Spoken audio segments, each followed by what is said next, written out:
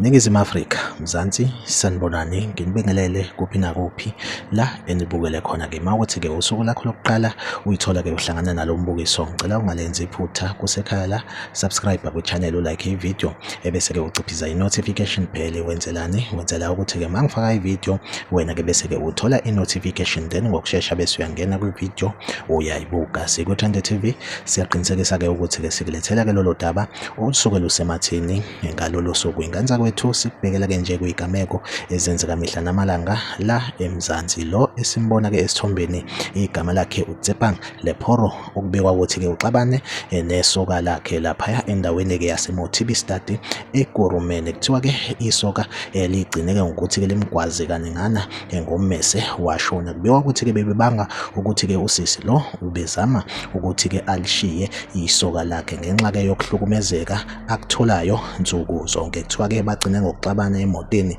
and then-ke isoka lakhe lamgwaza kaningana waze-ke wadlula emhlabeni. Lesigameko senzeke laphayana-ke endaweni yaseMotibi eKurumene. Like ividiyo, subscribe kwi-channel, uphinde ukomente kwi-comment section ungitshela ukuthi kuthini ukuphawula kwakho ngalolu daba. Siku-Trend TV ngizohlezi ngikhona ngulethela-ke indaba eyisematheni usuku nosuku. Asihlangabezane kwividiyo elandelayo.